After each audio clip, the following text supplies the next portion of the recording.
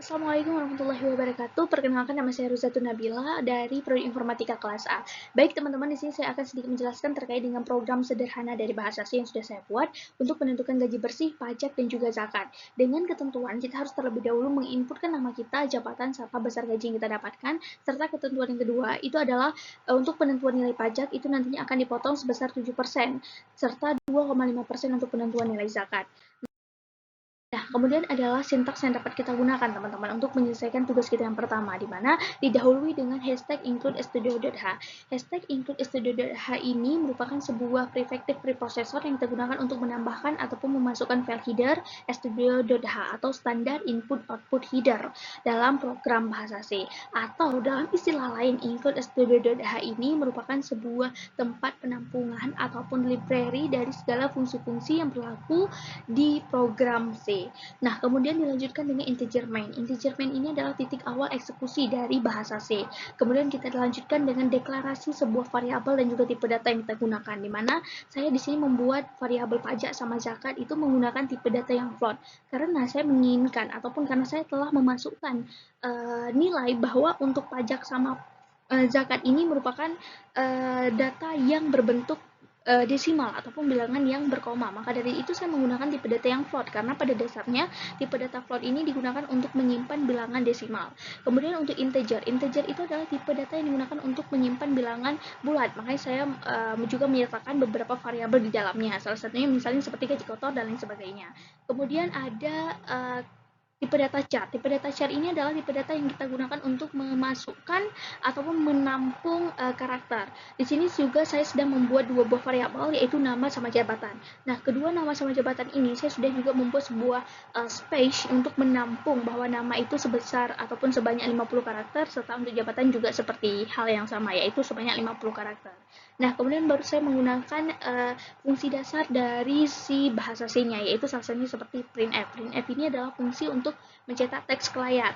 Kemudian scanf. Scanf itu adalah memberikan inputan melalui keyboard. Kemudian selanjutnya saya menggunakan persen, habis itu siku buka sama petik siku atas sama slash n. Hal ini bertujuan untuk menangkap inputan string dengan spasi. Namun, balik lagi nih ke teman-teman, jika teman-teman menggunakan fungsi yang fget, itu teman-teman bisa langsung menuliskan sintaksnya tanpa menggunakan yang siku buka petik atas yang slash n itu. Cuman kalau misalnya teman-teman juga tidak mau nih menggunakan ataupun menangkap inputan string dengan spasi, ya teman-teman tinggal nggak usah membuat sintaks yang seperti ini, tinggal saja memanggil si tipe datanya ataupun specifier-nya itu apa sama nama variabelnya. Seperti contohnya yang gaji kotor ataupun yang masukkan gaji itu kita cetak dulu ke layar karena kita menggunakan perintah printf. Kemudian scanf kita memberikan inputan yaitu %i. %i ini adalah specifier dari tipe data yang kita gunakan. Kenapa i? Karena kan kita menggunakan tipe data integer, jadi integer itu kita bisa pakai yang %i ataupun %d. Jangan lupa persen, diawali dengan persen ya teman-teman.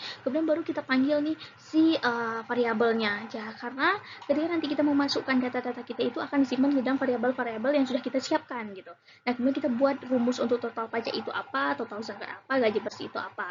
Nah, seperti teman-teman bisa lihat di sendiri di atas ya, di pada sintaksnya. Kemudian untuk printf itu untuk memberikan outputan ya. Kita memberikan output bahwa data karyawan. Nah, yang printf itu untuk mencetak.